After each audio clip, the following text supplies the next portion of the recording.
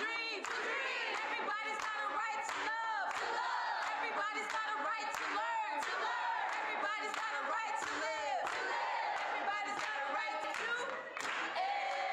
Everybody's got a right to live. Everybody's got a right to live. And before this campaign fails, we'll all go down to jail. Everybody's got a right to live. Everybody's got a right to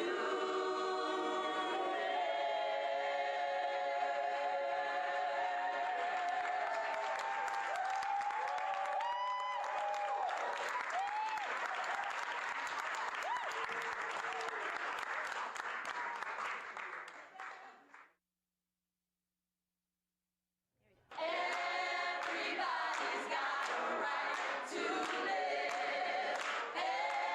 Everybody's got a right to live. And before this campaign fails, we'll all go down to jail. Everybody's got a right to live. Everybody's got a right to live. Everybody's got a right to dream. Everybody's got a right to love. Everybody's got a right to learn.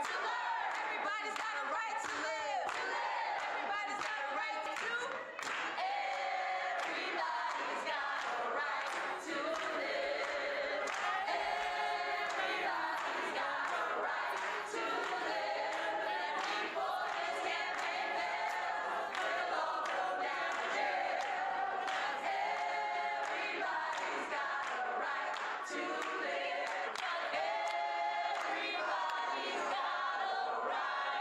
to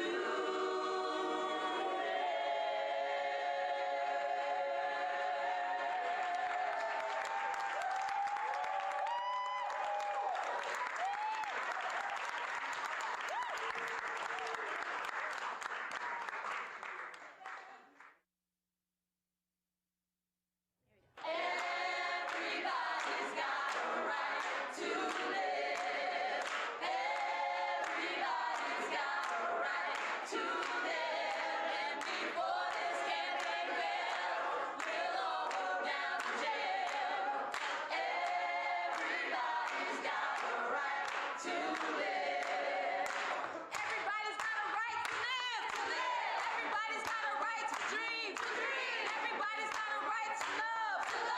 Everybody's got a right to learn. Everybody's got a right to live. Everybody's got a right to do. Everybody's got a right to live.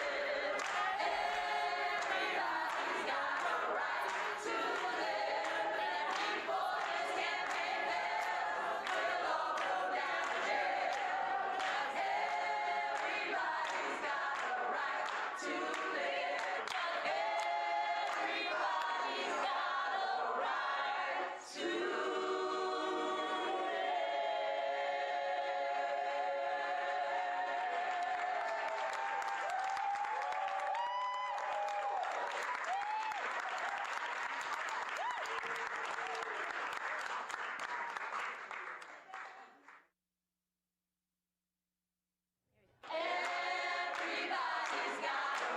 right to live.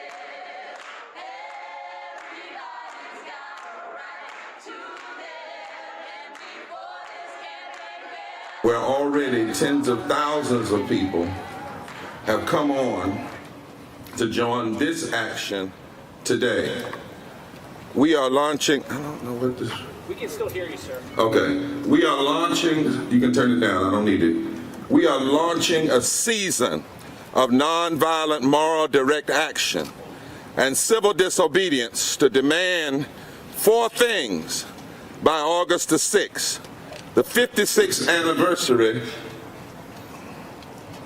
of the signing of the Voting Rights Act. Mr. Media Man, I either need you to stop or start. One of the two. You can leave it alone, but don't play. This is the stuff you do before we get to the mic. Thank you. We're launching a season of nonviolent moral direct action and civil disobedience to demand 4 things by August the 6th, the 56th anniversary of the signing of the Voting Rights Act. Number one, end the filibuster. Number two, pass all provisions of the bill, and we call it the John Lewis bill because it's the bill he wrote, the For the People Act. That's right. Fully restore the 1965 Voting Rights Act and expand it. Yes. And number four, raise the federal minimum wage to $15. Yes. Supporting this call for a season of National Moral Mondays is a growing list that includes the Poor People's Campaign's 42 state coordinating committees, SEIU, the National Council of Churches, the Institute for Policy Studies, the Rainbow Push Coalition, the Transformative Justice Network, Forward Justice, Indivisible, the Sunrise Movement, the National Welfare Rights Union, Black Voters Matter, the Samuel DeWitt Proctor Conference, the Red Letter Christians, and several major religious denominations and more, many of which you will hear from today. Through this season of weekly nonviolent moral direct actions, we will continue to escalate our public pressure for change. We invite partners and all people who believe in justice and democracy to join us in this critical moment in history to save the soul and the body of this democracy and this nation. Not only must we have in this nation infrastructure from the bottom up, we must also protect the fundamental infrastructure of our democracy from a non-constitutional, sinful filibuster and an all-out attack on voting rights and economic justice for poor and low-income people. That's right. And so today, on July 12th, we launched from D.C. a mass Moral Monday call-in write-in day. A massive national call-in and write-in into every U.S. Senator's office and the White House is happening right now to fulfill the final steps toward a season of nonviolent direct action and civil disobedience. And that final step is always make sure your demands are clearly known and the power structure is given an opportunity to change and address them. And we're doing this way because this is not just a black issue. That's right. This is a moral, constitutional, and economic democracy issue. Yes. We are in urgent conversation with the President, Biden's White House, to meet as soon as possible with a delegation of this coalition of impacted poor and low wealth people, young people, black people, white people, Latino, Asian, Native actives, religious, denominational, and moral leaders, voting rights lawyers, labor leaders, that look like every race and look like America within the next 10 days. We asked the President, after he speaks tomorrow in Philadelphia, go to Texas, do a major speech, and meet with the activists and the moral leaders of all races and colors and creed on the ground. Then go to Arizona, go to West Virginia, and make the case for the ending of the filibuster to pass these three things, the For the People Act, the expansion of the Voting Rights Act, and the minimum wage of $15. And then go further, Mr. President, and those others in your party, do an emergency speech before the Congress, before the 56th anniversary of the signing of the Voting Rights Act of 1965, because this is no ordinary moment. This is why we must escalate and we must engage. Now, July 19th, next Monday, will be a Women's Moral Monday March on Washington. It will happen on the anniversary of the Women's Convention at Seneca Falls, nonviolent direct action in D.C., led by women from all over the country to challenge the White House and the Senate. On July 26th, it will be Moral Monday actions in states across the nation. Every senator in at least 45 states of every party, each party, will get a visit from a delegation. That delegation will ask them, do you believe in it? Will you end the filibuster? Not just for this, but end it, period. Will you pass the For the People's Act with all of its provision? Will you extend and expand the Voting Rights Act? Will you pass $15 an hour living wage? If they say yes, that delegation will come out out and talk to the media and say it. If they say no, they'll sit down and sit in, because these are the times in which we live. All right. And then on August the 2nd, tomorrow Monday in D.C., faith leaders will join with poor and low-wage workers and engage in nonviolent moral direct action focused on the United States Senate and led by a mass number of clergy and religious leaders with poor and low-wage workers. We will support the July 17th candlelight vigil in support of the remembrance of John Lewis as a call to action. We are going to stand tomorrow with care workers fighting for $15 an hour and for proper treatment. And on tomorrow, we are going to head to Texas, Austin, Texas, at the invitation of the Texas PPC, Reverend Dr. Freddie Haynes and others, to join the resistance and join the movement that's going on in Texas. We are saying to the nation that moral dissent and clarity demands actions, not just emails, not just backdoor meetings, not just texts, but actions. And we hope that other groups will either join this effort or launch their own, because in this moment we don't have to be under the same banner, but we need to be in the same battle. Our democracy is at stake. Let us be clear, as a friend of mine noted, the Electoral College, Joe Biden didn't win it by 7 million votes. That's right. He won it by 45,000 cumulative votes in Georgia, Wisconsin, and Arizona. The filibuster in the Senate and the states' rights and local control voting system that where Republicans have introduced 389 voter suppression bills and enacted 28 laws in 17 states.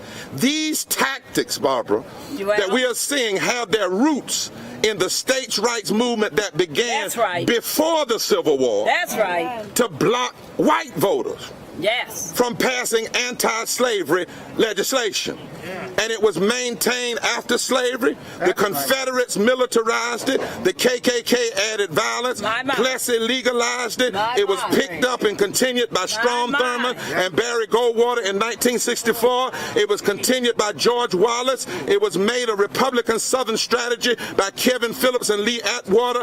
It was picked up by Ronald Reagan, continued by Pat Buchanan, George Bush, and Donald Trump just charismatized it and pushed it with media savvy and invested in it billions of dollars and the backing of greedy elites and Mitch McConnell. This is not new. It is the regurgitation. It is the vomiting up of what we have already seen. The recent Supreme Court decision makes it clear that if Congress doesn't establish new federal standards, this nation is headed toward a two-tier voting system that hurts people of color, young people, workers, the disabled, and low-income voters. This is not just a black civil rights issue. It is a black civil rights issue, but it's also an issue for everyone who cares about democracy. Everybody who wants a government that serves all of us, who wants freedom and freedom from corporate tyranny. We don't need an insurrection. As Reverend Jackson said, we need a resurrection.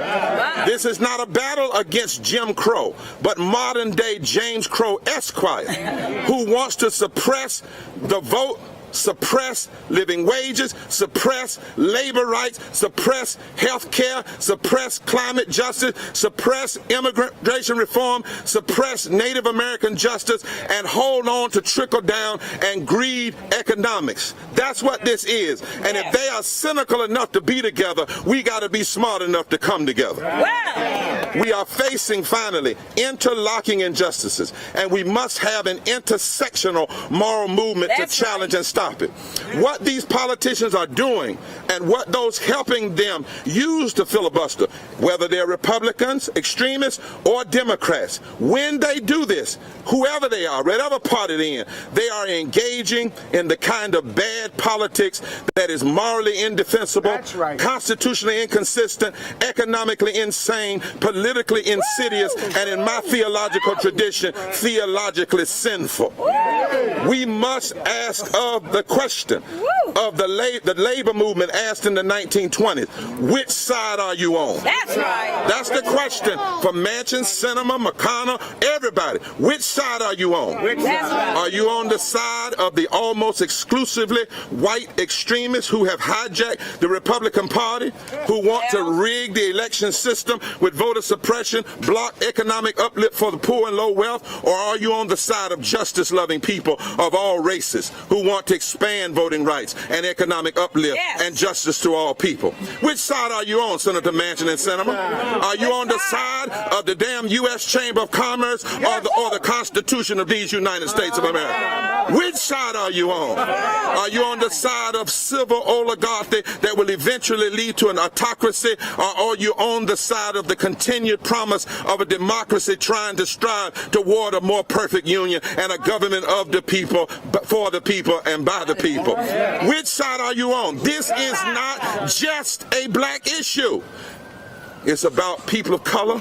It's about low wealth people, disabled people, young workers, elderly, women who represent a new American demographic that can elect people who will pass policies that will lift all of America from the bottom up. Racism, media, is one dimension of the battle. And even the race dimension is connected to evil, repressive, greedy economics that hurts all poor people and low wealth people. This battle is against the furtherance of an already growing civil oligarchy. The GOP extremists, Bishop, they want just a black-white fight. Yes, sir. They want just a voter ID fight, and we will not give it to them. That's right. This is why this fusion coalition, led by impacted poor and low wealth people of every race, creed, and color, religious and moral leaders, voting rights lawyers, and labor people, are engaging and escalating. And we're saying by the 56th anniversary of the Voting Rights Act, pass in filibuster. Pass the full For the People's Act. Pass the full Voting Rights Act. And pass $15 a minimum wage. And don't tell us you can't do all of this. You must do all of this for the soul and the heart of this democracy. There is not time for any more compromise and capitulation. What we need is political courage. All right now. All right. Let me turn over to Ms. Roz Pellis, who's going to tell us about next week's nonviolent action, and then the Reverend Dr. Alvin Jackson will bring on the other speakers.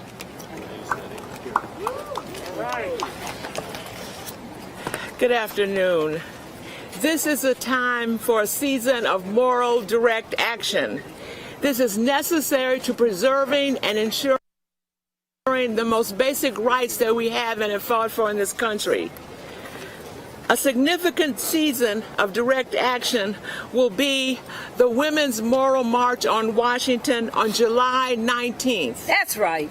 Women will gather and call out the immoral acts of Congress. We will call for an end to the filibuster, and we will demand the full restoration and expansion of voting rights and living wages for all people. Women in this country, especially poor women, are disproportionately impacted by the filibuster that blocks the way to legislation that could and would make the lives of women all that it could be and all it could be for the country. The attacks on voting rights denies women a voice in democracy, and the attacks on poor women in terms of work. It's clear that there's a disproportionate amount of the pain and the brunt that goes to women of color, poor women, and LGBTQ women around work. Women are demanding the end to the filibuster, the restoration, expansion of voting rights, and decent wages. On July 19th, 100 women will raise these demands. The action comes on the anniversary of the Seneca Falls Convention. At that convention 173 years ago, women demanded social justice, the right to participate in democracy, and the right to economic security. That's right. Unfortunately, today, these are still our demands. That's right. In the spirit of the Seneca Falls Convention and the concrete conditions of today, we will take to the streets with these demands. We will march on Washington. Yes. That's right. That's right. On that day, 100 women representing millions of women across this country will gather. We will make our voices heard. These women will be joined by others, men and women, who will stand and witness to the actions they did in Seneca Falls. Yeah. Again, drawing on the spirit of the Convention of 1848, where 100 people signed the Declaration of Sentiments, which summed up their demands, the women taking the demands on the 19th will release our own set of demands, our demands of today. This, however, will be more than a statement. It will be a commitment to the struggle for democracy, equality, and economic justice for women and for all people.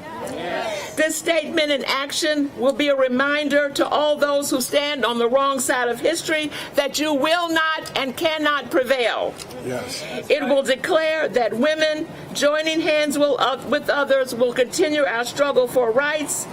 It will say to those who seek to block progress and attack democracy that the women are coming. The women are coming. The women are coming to Washington, D.C., and the women are coming to your states across this country. On July 19th, women will take action in Washington. We will continue with our struggle together with all people who stand on the right side of history, and will seek to make real the promise of this country.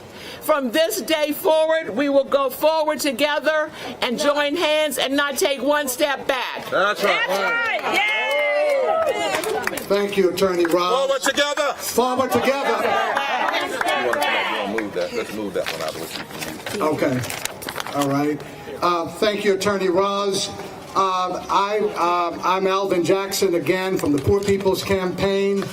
I stand here today not only with the Poor People's Campaign, but I stand on behalf of President Jim Winkler of the National Council of Churches, some 39 member denominations and religious bodies across the length and breadth of this country. He could not be here today, but he is with us totally and fully, will be with us on August 2nd as we engage in nonviolent direct action. So we're grateful for the support of the National Council of Churches. Yes. We've heard speeches, 39 bodies. 39 bodies of the National Council of Churches. We've had Dr. Barbara and Attorney Ross to speak.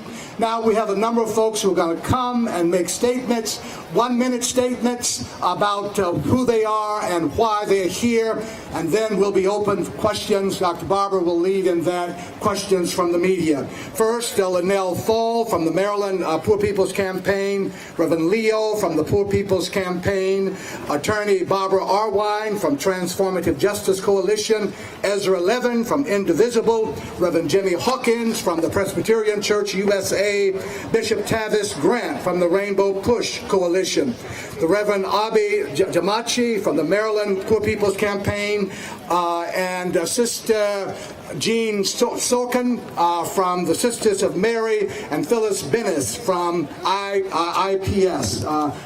So they will come in that order and make their statements. First, Linnell Fall, won't you come? Linnell? There we are. We're going to have to clean that off each time, so put it in there, put it in Which there. one? Okay, it's coming. Let the cleaner person stay up close. Stay up here. Stay right beside the podium. I got it. Okay, I got you. No, you just put it. You just go right here. I got you. Will it go in? It won't hold. Okay, I'll hold you. I got you. Greetings, everyone. I'm Linnell Stokes Fall from Baltimore, Maryland, All right. Yeah. where the great late Elijah Cummings resided. Yes. I'm a proud member of the Poor People's Campaign. That's right. Yeah. That's right. No one should ever go through what I experienced.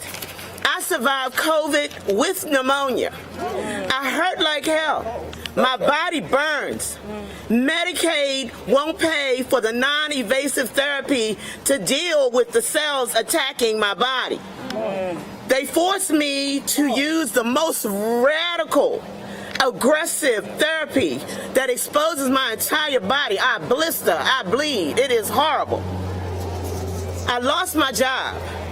I lost my insurance. I lost my health care. It is simply evil that health insurance is tied to a job in the richest nation in the world. So why is this happening to people like me? Teach us, sister. Teach us. Or anyone in this country? We have health care system built to violate and ignore poor people. It is violence. This is why we need a season of non-violent moral direct action now to battle this violence with non-violence. That's right. That's right. They know sick people vote less. Okay. Now let us get that on there. All right. Just, we want to hear all this. okay. Say well. All right. But get me there. They know that sick people won't vote less. They want us sick. That's right. Denial of health care, poverty is voter suppression. That's right. So we have to fight for voting rights now. Vote, people, vote. Yes. As they say, black people, poor people, white people, indigenous people, people who didn't get a right to vote by voting.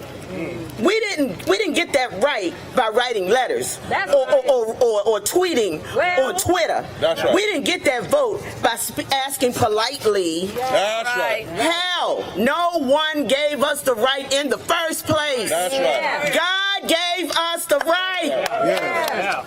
But folks didn't recognize our rights to vote because we just asked nicely. We fought for it in a nonviolent way that changed the world. And if that's how we gotta right the vote, then it looks like it's what we're gonna have to do to keep the right vote and keep us voting. That's right. That's right. That's why I'm joining this season of nonviolent moral direct action. We have the Senate warning today,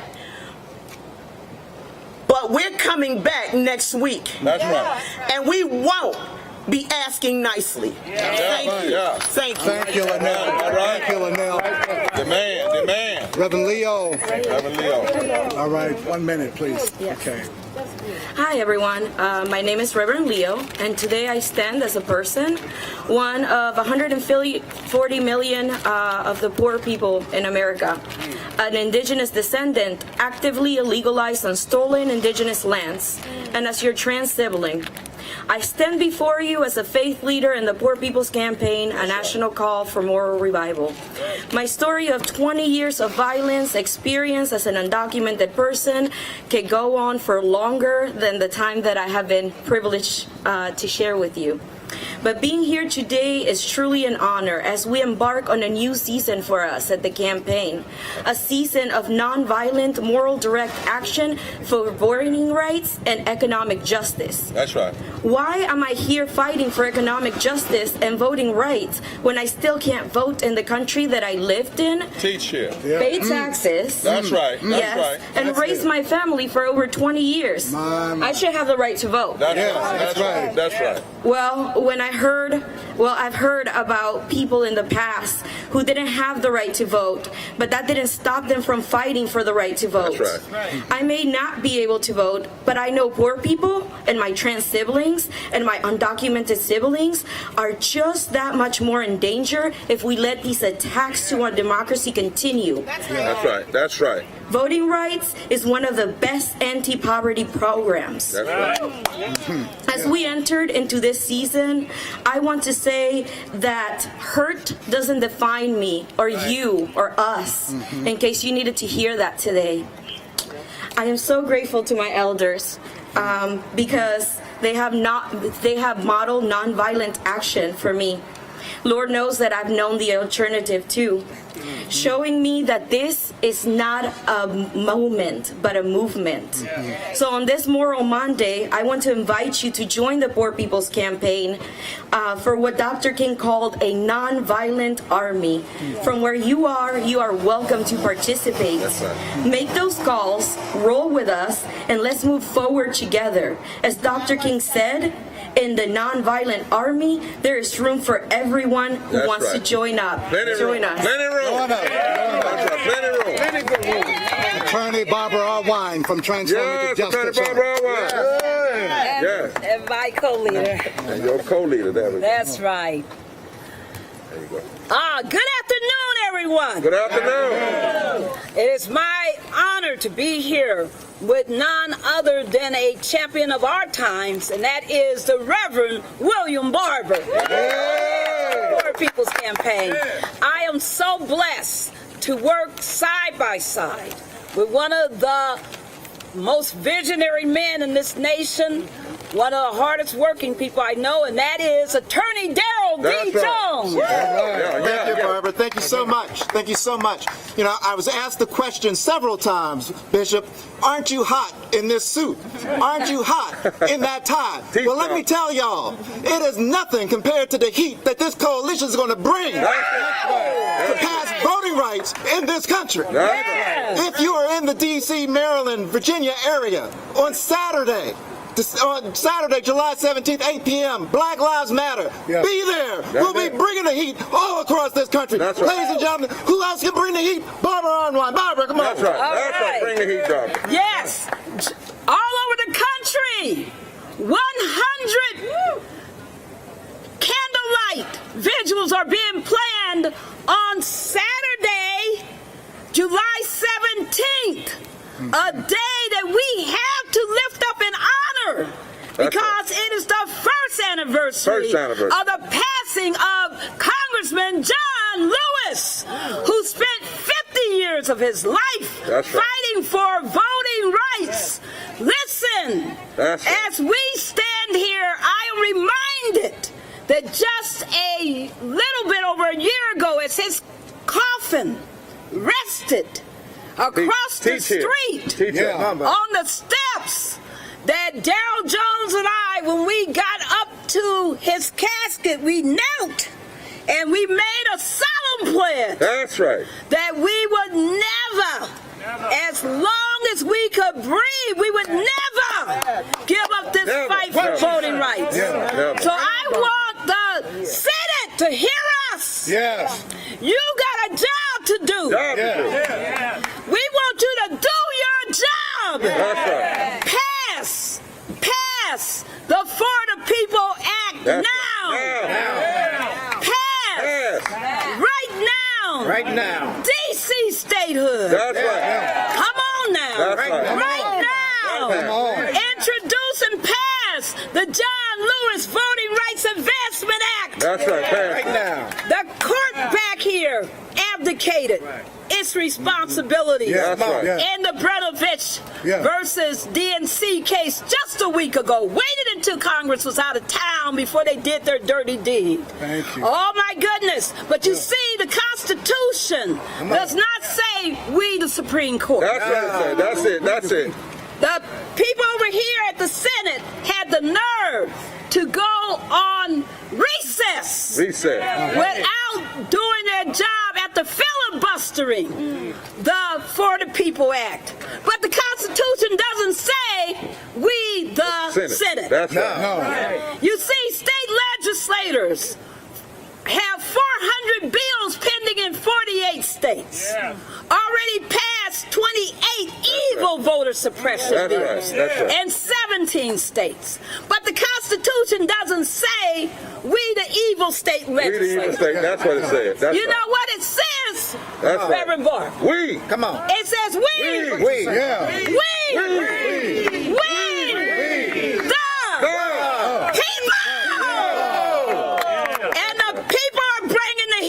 We're saying to the Senate, do your job. We're saying to the President of the United States, we want to hear some things from you tomorrow. We want to hear you say that they must get rid of this filibuster. That's right. We want to hear you say, no August recess until your job is done.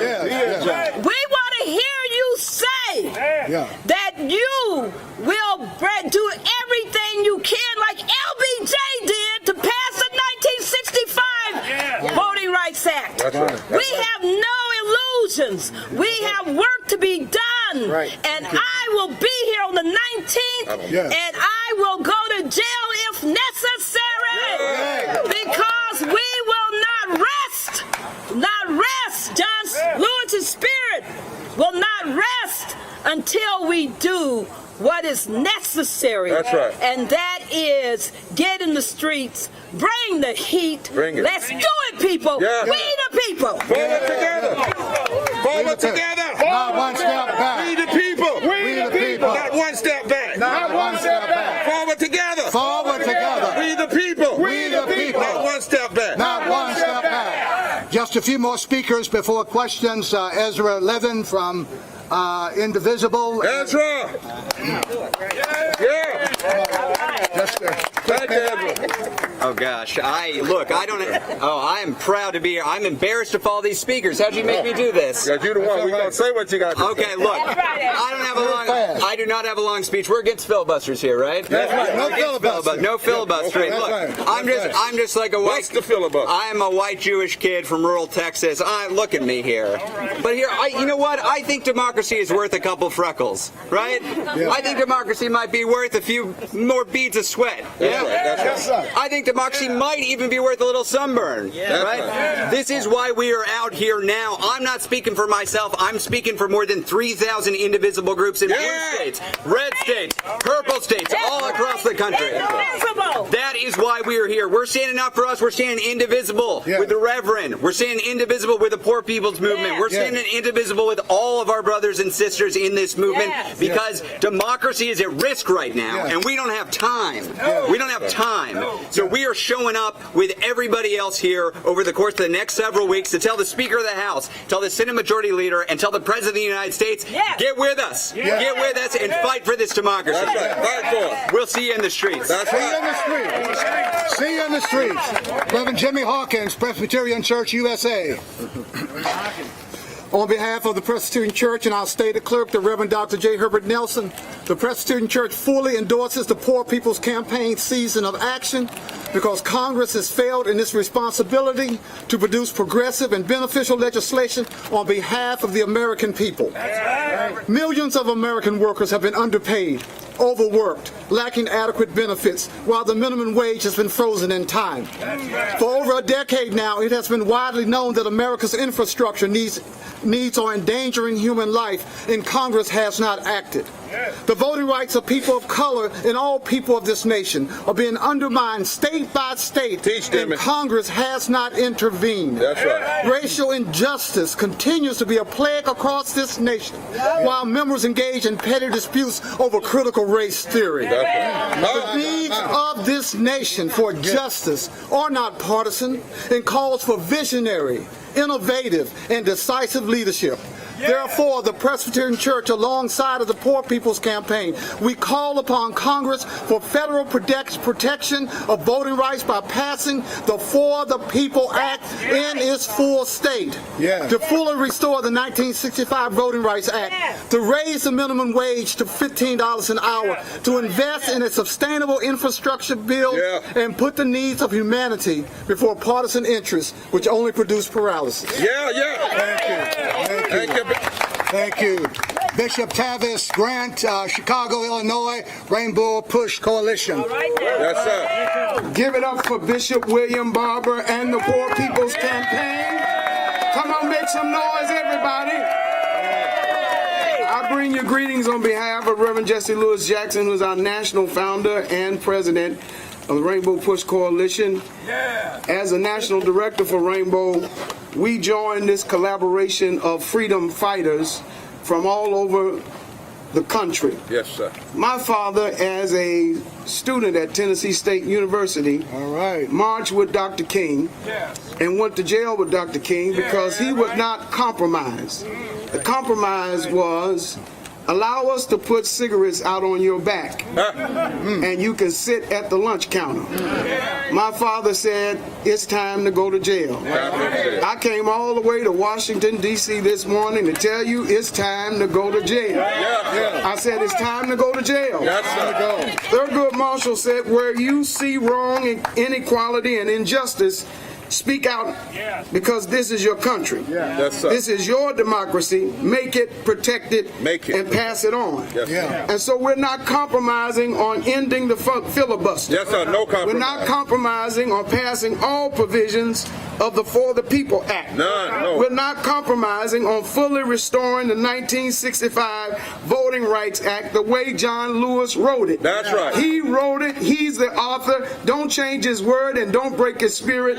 We will not compromise. That's right. And we will not compromise on raising the federal minimum wage to $15 an hour. That's right. Working people need a living wage. That's right. Working people need a living wage. Working people need a living wage. Working people need a living wage. Langston Hughes asked this question, Barbara, and he's put it this way: I swear to Lord, I still can't see why democracy means everybody but me. Now is the time. Yes, sir. Now is the time to rise above the insurrection and call for a moral resurrection that will revive America. Not only do Black lives matter, but LGBTQ lives matter. The unemployed lives matter. Immigrants' lives matter. Senior lives matter. Low to no income lives matter. Frontline workers' lives matter. The poor, the uninsured, and the homeless lives matter. And now is a time for a moral resurrection to revive the spirit and soul of America. This is our land, and this is our time, and we will not compromise. We will not let 1% rule 99%. No, we will not let 1% rule 99%. So there's a question in the Bible, Brother Hawkins.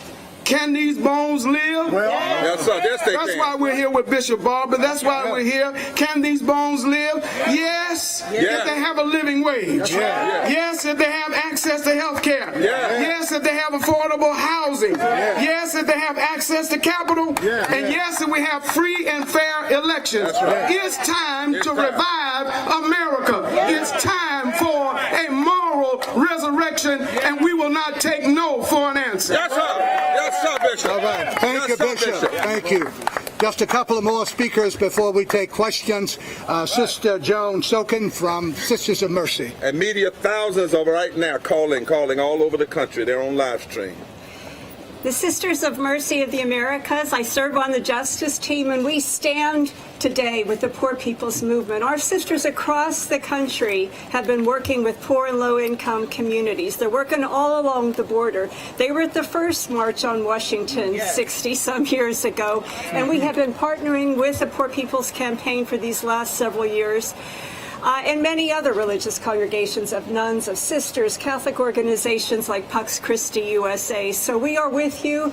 We are our sisters are on the phones right now. They're making those calls. All over. And we will be with you in the streets. And our message, political leaders, wake up. This is urgent. The time is now. Too many lives have been lost. Way too many, and way too many more are going to be lost. So we urge you, be bold. Yes. We are with you. Be Thank bold. you. Be bold. Be bold. That's right. Phyllis Bennis from the Institute of Policy Studies. Thank you all. This is a moment like none other, and yet it is a moment like so many that have gone before. The day in 1965 that the Voting Rights Act was passed was 20 years to the day since the United States dropped an atomic bomb in Hiroshima, killing tens of thousands of people in one moment, and thousands more. That is something that is part of our history. And we know that when we hear these days, we'd love to have health care for all, but where's the money going to come from? We need to deal with the climate crisis, but how are we going to pay for it? Part of the reason comes back to the fact that we are spending 53 cents of every federal dollar on the military. We are going to war instead of building peace and justice. That's right. We need a new definition of justice. Yes. We need a new way to build justice in this country. Yes. And it's going to take a lot of work. It's going to take all of us in the streets. It's going to take us on the phones with our legislators. It's going to take voting, because the right to vote doesn't work by itself unless we take advantage of that right. That's right. We need an end to the filibuster. We need the right to vote and the end to voting suppression. We need to end racism in this country. Yes. We have a lot of work to do. Thank you. Thank you. A lot of work to do. A lot of work to do. Forward together. Not one step back. Not one step back. Yes. Reverend Dr. Abi Janamenchi from the Maryland Poor People's Campaign will close us out, and then we'll take questions. Let me ask us just to bow our heads in prayer that somebody that had looked, they're all right, but they just got a little hot because of it. So we're just going to think about them, and we're going to close out as soon as my brother's finished. Thank you. I'm the Reverend Abi Janamenchi. I serve Cedar Lane Unitarian Universalist Church in Bethesda, Maryland, and I'm also a member of the Maryland Poor People's Campaign, a national call for moral revival. All right. In the Unitarian Universalist faith tradition, it is a matter of faith to promote the right of conscience and the democratic process in our society. It is also an act of faith. Not faith that any one point of view will prevail, but faith that the will of the people will point us toward the beloved community. Our commitment to the democratic process is grounded in the fervently held belief that all people are created equal, and that we all have certain unalienable rights, including and especially life, liberty, and the pursuit of happiness. Yes.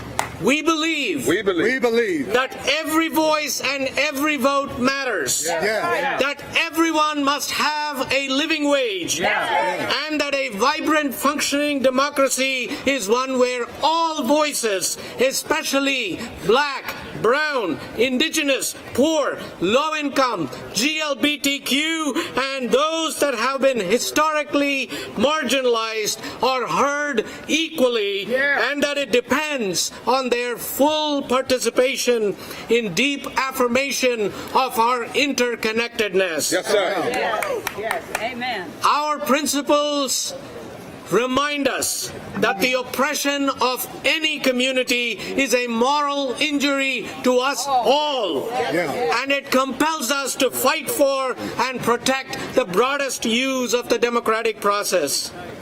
Friends, every single effort for progress, for civil rights, justice, and equity has been met with systemic and systematic resistance in this country, and has required common people to rise up and struggle for change.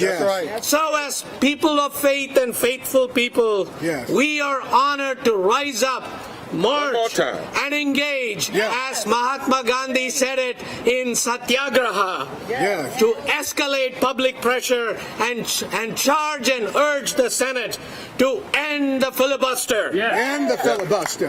Restore the Voting Rights Act. Restore the Voting Rights Act. Pass the For the People Act. Pass the For the People Act. And pass the $15 an hour minimum wage for starters. Pass the $15 minimum wage. Forward together. Not one step back. All right. Thank you, my dear brother.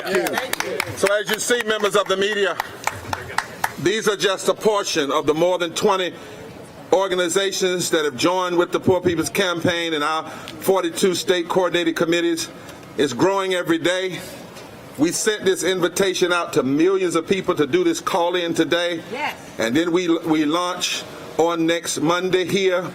We're leaving here, headed to Texas. And I have in my hands right now these letters. You like that, didn't you? These letters. These are the letters, but we didn't want the ones to the president and to the Senate leader and to the McConnell and to Manchin and Sinema to just go by email. We wanted to make sure that they got it, send it certified mail. So we are signing these today, this open letter. Maybe you should have copies of it, this open letter, which makes clear what this multiracial, intersectional,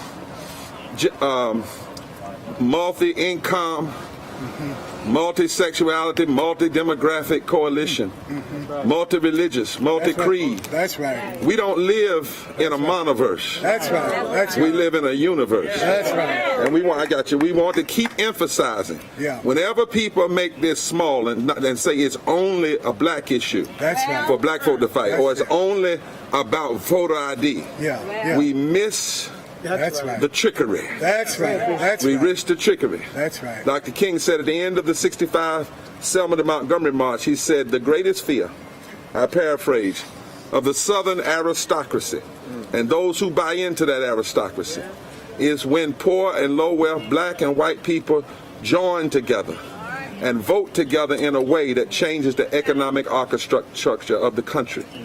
That is the ultimate fear. That's right. That is why the U.S. Chamber of Commerce came out supporting Cinnamon Manchin in their stance against the For the People Act. That's right. Please, members of the media, don't miss these connections. That's right. Make them. That's right. Report them. That's right. Listen to the people. Mr. President, you need to make them. Please make them. Yes. Make them in Philadelphia, but please don't stop in Philadelphia. That's right. Yeah. Ring the crack bell in Philadelphia. That's it. Make your way to Texas. That's right. Make your way to West Virginia. That's right. Make your way to Arizona. That's right. Ask Pelosi and Schumer to invite you to the Congress. That's right. For an emergency session.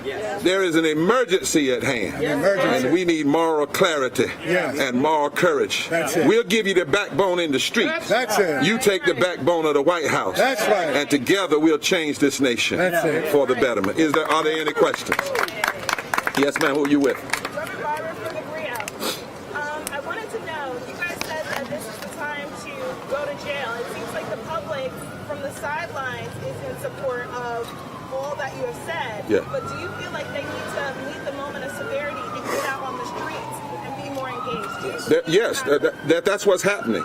And understand, one of the reasons we're doing this every Monday is because if you remember history, somebody would sit down in Greensboro and then it would spur and spawn all over the country. Somebody would march in Montgomery and it would spur and spawn.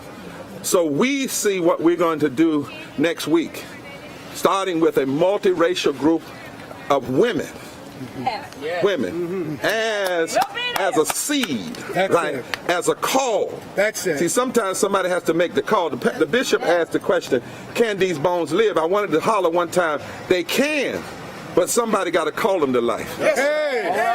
They can live. Hey. See, bones might be dead, but they still got ears. Yes, and they still got souls. And the people got a soul, and the people got an ear. And so when they see religious leaders, not just anybody, and poor people, and labor leaders hooked up together, and women, it's going to send a message, both pictorially and vocally and audibly, that it's time. And it can't be just one rally. We can't wait till way the end of the summer. We got to do it now. We don't need, and then continue. Then continue. That's right. But the last thing we can do is have backroom compromises and people agreeing to wait. I understand now folks say, let's do infrastructure, and let's do something, and then wait. Well, how much longer you want to wait? You got 400 bills. How much longer do we wait? Do we wait till the whole democratic infrastructure is torn apart? No, we can't do that. We must engage now. And it is coming together. I want you to notice it. Labor, indigenous folk, Asian folk, Latino folk, black folk, white folk, gay folk, straight folk, trans folk, religious folk. Say it again? Immigrant. I'm coming across there. I'm just a slow southern preacher. I ain't fast as you know. Immigrant folk. That's the coalition. The Republicans want a binary fight. They want it just to be black versus white. You don't give your adversary the fight they want. You give them the moral fight you must engage. That's it. That's good. When you guys are comparing to what happened with the insurrection, you guys are coming peacefully. Non-violently. And requesting. Yeah. Now listen, I wouldn't say peacefully. And what I mean by that is we're not coming docile. We are coming non-violently. But we're not at peace. How can you be at peace when after a pandemic, poor folk can't even get a living wage? How can you be at peace when people don't have health care? How can you get at peace when 700 people are dying a day from poverty? How can you be at peace when you see a minority group of folk running roughshod over the democracy? How can you be at peace when a few 50 senators are dragging the whole nation down and stopping the process? So we can't be at peace. Jesus said, I didn't come to bring peace. So we don't come to bring peace, we come to bring purpose. We come to bring power, but we're not violent. That's right. Yeah, let's see if there are more questions. Let me take one more. Go ahead. Are you frustrated with the way that Congress is moving? It is so great to be here with everybody. My name is Reverend Dr. Liz Theo Harris. I'm the co-chair of the Poor People's Campaign, a national call for moral revival, as also the director of the Cairo Center for Religions, Rights, and Social Justice. And we have heard a call to action today, a call to engage in nonviolent, moral, fusion direct action, a call to put ourselves out there and say, we are the ones who are going to defend this democracy. We're going to expand voting rights. We're going to make this country work for everyone, because it has been for far too long that 140 million people are living in poverty, or one crisis, one healthcare crisis, one storm, one climate crisis, one job loss away from economic ruin. We are saying no. Now is the time for us to keep the pressure up. And so we are launching today and have already a season, 28 days of organizing, of mobilizing, and engaging in nonviolent direct action. I'm going to pull up right now some instructions, some of this call-in that we're launching today. You can go to poorpeoplescampaign.org and make sure that you use that tool to call your senators, right? Put people on notice. It does not have to be this way. We can end this filibuster. We can pass all of the provisions of the For the People Act. We can expand voting rights, and we can and need to raise the minimum wage to $15 an hour immediately. And then we can keep on fighting and winning so much more for this great nation. So please make those calls. And please make sure you sign up to be a part of this season of nonviolent action. I'm going to introduce now Attorney Shally Gupta-Barnes, the Policy Director for the Poor People's Campaign, who's going to tell us yet again about the powerful witness and action that we're organizing next Monday for our next Moral Monday. So Shally, welcome. So glad you're here, and let's hear about what's going on. Thank you, Reverend Liz. Next Monday, as we started to hear, we're going to have an action as part of this season of action led by women for this call to end the filibuster, to pass and expand our voting rights, and to ensure living wages for all by beginning with $15 an hour. And this comes out of, the recognition that after the historic turnout in the 2020 elections, when poor and low income voters, when minority voters, when, we turned out in the numbers, when a multiracial democracy was emerging and calling for all of this and more, there's been this unprecedented wave of voter suppression. Hundreds of bills in 48 states, almost every state in the country has introduced some bill to restrict the right to vote and participate in this democracy. 17 of those states have enacted those restrictions. And if you look at this relationship, none of those 17 states have $15 an hour. In fact, only 4 of them have wages above the federal minimum wage of $7.25 an hour. That means all of them, every single one of those states that has passed voter restrictions, are poverty wage states. This is the place. Suppress the vote so you can continue to suppress the wages. So you can force people, and especially women and women of color, poor women of color, into low wage jobs and low wage work. So the ability to provide for our families and everyone we care for in our communities declines. And so on July 19th, the anniversary of the first women's rights convention in the country, the Seneca Falls Convention in 1848, 100 women who are representing millions of women will take up this call from 173 years ago. Women from this campaign, from across our states, poor women, low-wage women, women clergy from the major faith denominations, and dozens of national partner organizations, we will all come together to show the resolve we must have in this moment and inspire another generation, this generation and more to follow, to join us and take action so we can continue to fight for the right to fully participate in this democracy and shape and inform what that truly means. So from Seneca Falls to today, we're going to move forward together and not one step back.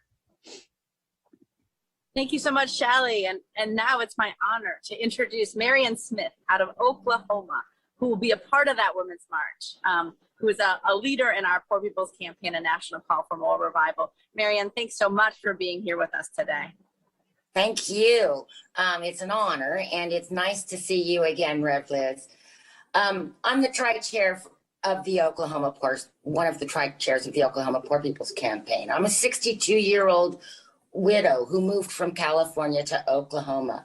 I live on disability because of some genetic blood disorders, and my medications to keep me alive, even with Medicare and supplemental insurance, cost me $300 a month. The cost of living goes up every year. The cost of my medications go up every year, but my income doesn't rise at the same level. This is an issue that needs to be remedied by our government immediately. I'm one of the lucky ones. I have insurance. I'm way willing to and anxious and prepared and proud to be representing Oklahoma next week in Washington, D.C., because I'm a daughter, I'm a mother. 5 of my 6 grandchildren are young ladies. Just like my parents wanted everything better for me, I want what's better for the generations to come. I've seen a decline in the opportunities, and that's not what we need. So that's not progress. Oklahomans, women and children in particular, need their voices heard by those who actually have the wherewithal to level the playing field. We're not asking for more than anyone else, but rather we're demanding equal rights, women's rights, justice rights, voting rights. Our children are watching and learning, and they're depending on us. So I look forward. Yeah. That is sure right. And Oklahoma, your state, Marianne, is one of the 17 states that have already passed these voter suppression laws. And so we see the connection between poverty, between women's issues, between immigration and voting rights. And so, again, we want to remind everybody that's online with us today and anyone that's seeing this broadcast later today, please call your senators. Please put the White House on notice that we demand an end to this racist filibuster. We demand the expansion of voting rights and the full, all of the provisions passed for the People Act. And we demand immediately raising the minimum wage. And so we also are demanding this, knowing that we have to take action. We're taking action next Monday with this Women's Moral Monday.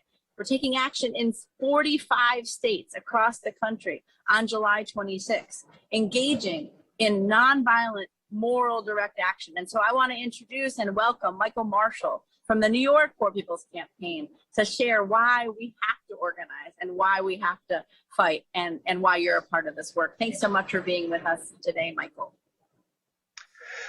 Good afternoon. We here at the New York State Poor People's Campaign fully embrace this season of direct action. We stand wholly united with our brothers and sisters throughout the United States. Senator Schumer and Senator Gillibrand, we demand immediate end to the filibuster. We demand full passage of For the People Act. We demand full restoration of the 1965 Voting Rights Act, and we demand an increase to the $15 per hour for the minimum wage. We have for far too long, somebody has been hurting my people As a child growing up in the 1960s, I witnessed your institutions unleash violence upon people of color with attack dogs, bully clubs, and fire hoses. We merely wanted the same constitutional rights as other American citizens, access and equal rights to education, housing, and voting.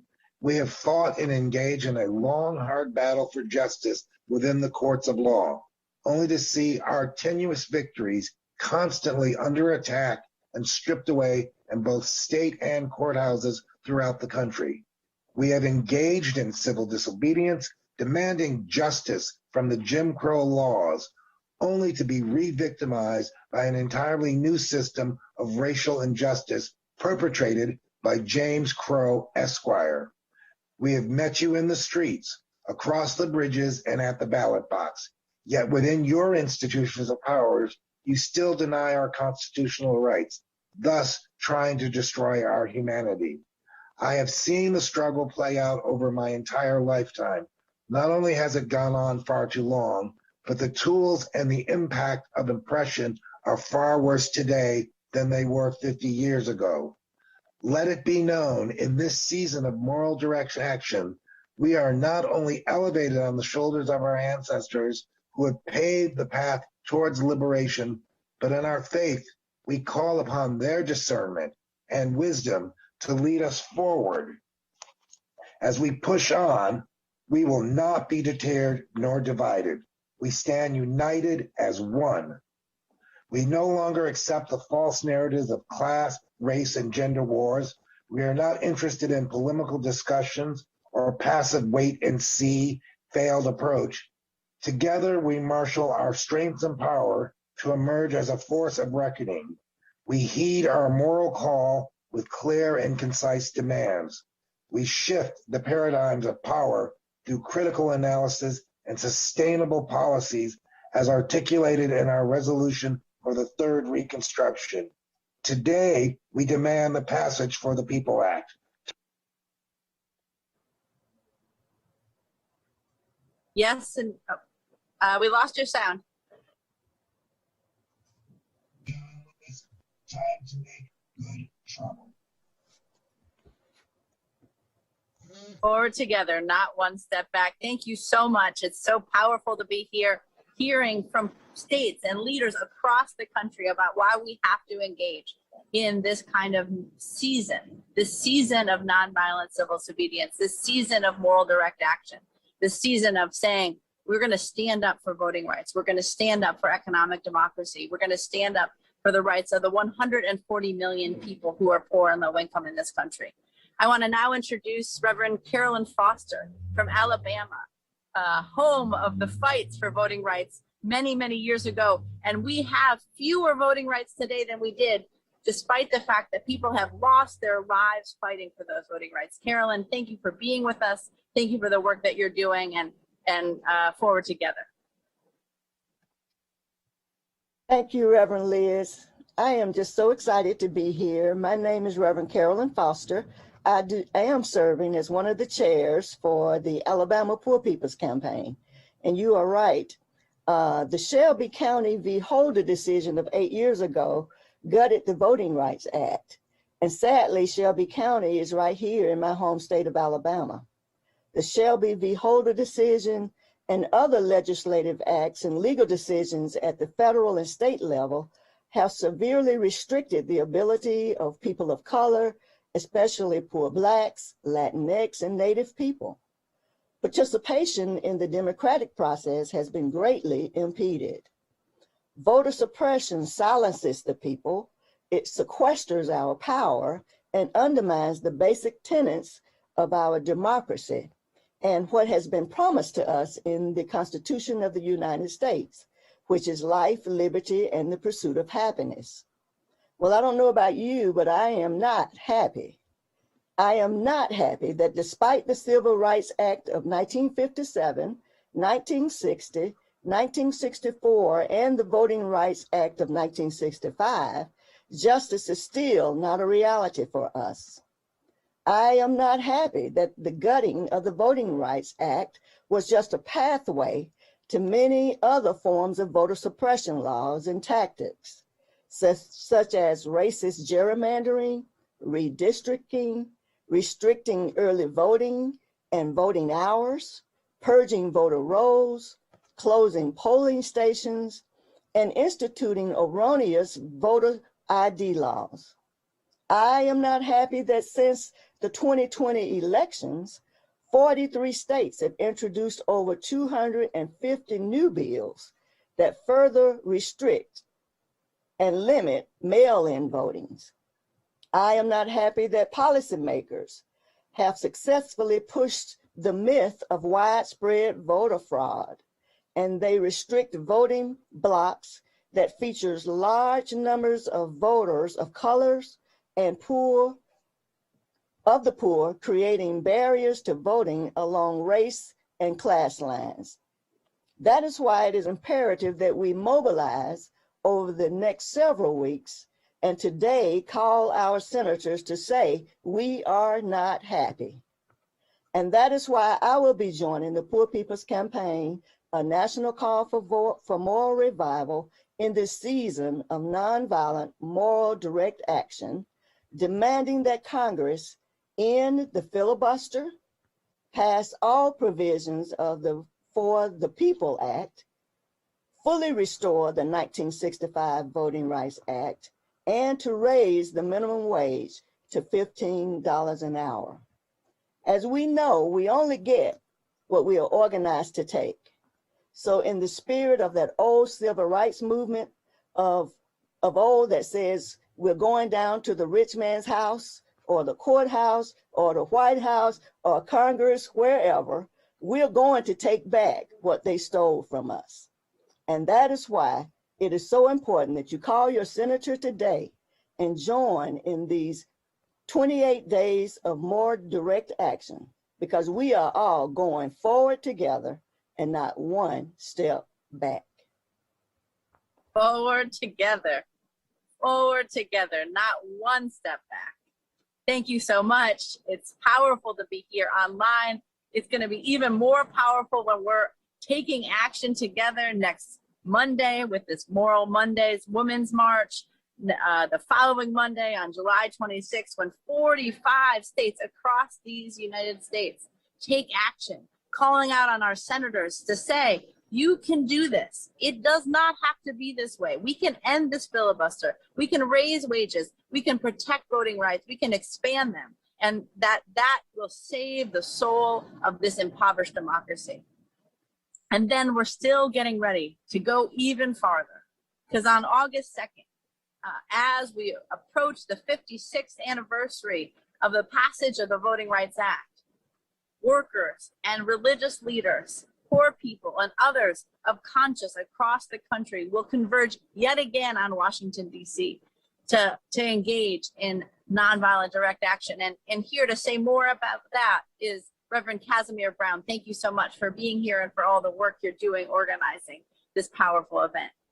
Thank you so much, Reverend Dr. Theo Harris. Yes, on August 2nd, we are coming together. We are continuing the season of action. So we need everybody here. We need you in the streets and we need you online. August 2nd, we're organizing a massive nonviolent moral direct action.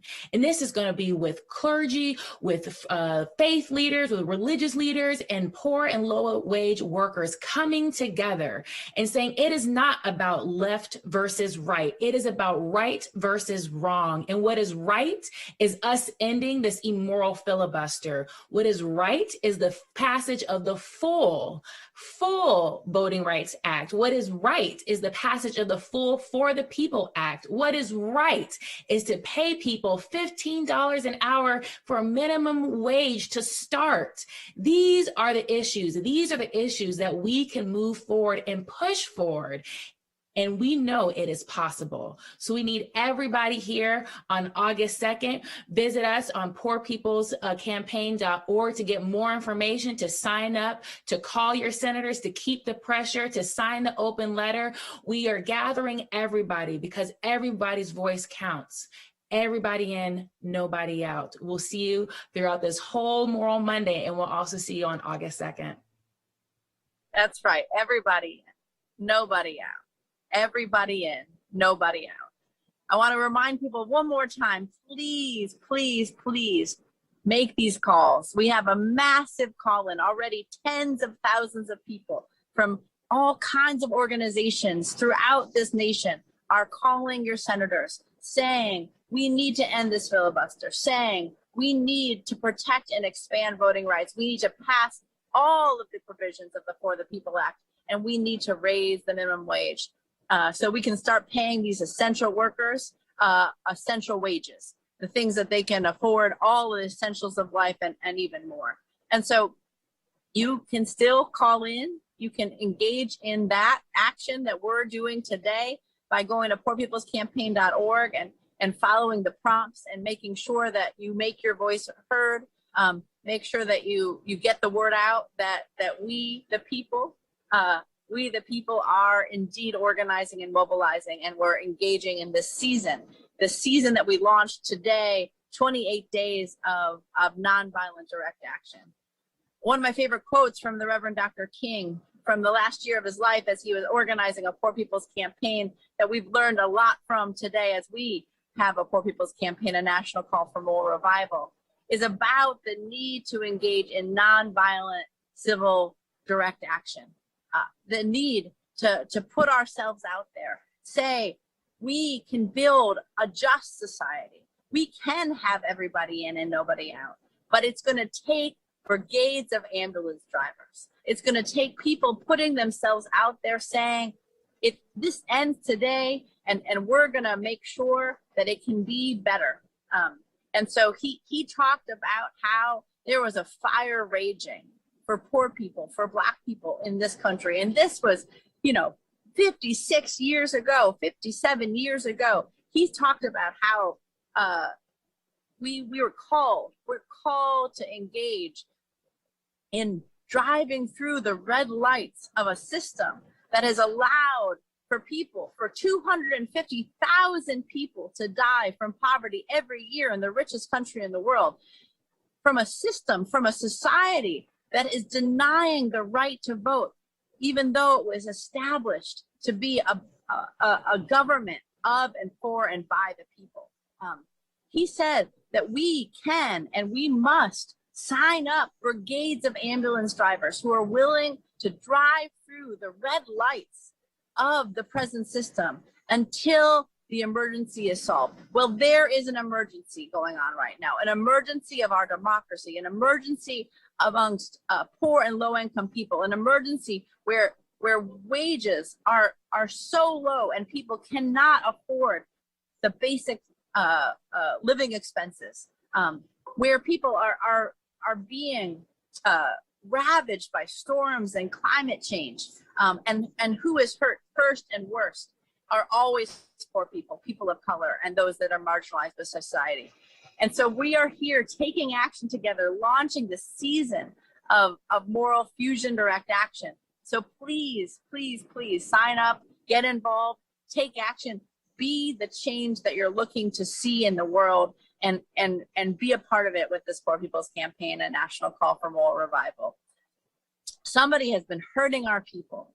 Somebody has been denying us the right to vote. Somebody has been making folks homeless, paying people low wages, denying health care. It's gone on for far too long. And we the people won't be silent anymore. Please join us, engage with us, and make those calls now. Tens and tens and tens of thousands of people are calling. You're one in the numbers as you go marching in to say, we can save this democracy. It's up to us. And we're going to engage in this season of action. Forward together. Forward together. Forward together. Not one step back. Not one step back. We're going to keep on organizing and mobilizing and engaging. Thank you for being a part of this movement. Thank you for building a powerful movement that says that we can live in a better life, that we can end this filibuster, we can enact all the full provisions of this For the People Act. We can expand voting rights, we can protect the Voting Rights Act, and we can raise wages so that people can thrive thrive in the society and not just merely survive. Thank you for being with us today. Thanks for everyone that was in Washington, D.C., and thanks especially to folks that are gathering all across this country. Forward together. Not one step back. Step back. Not one step back.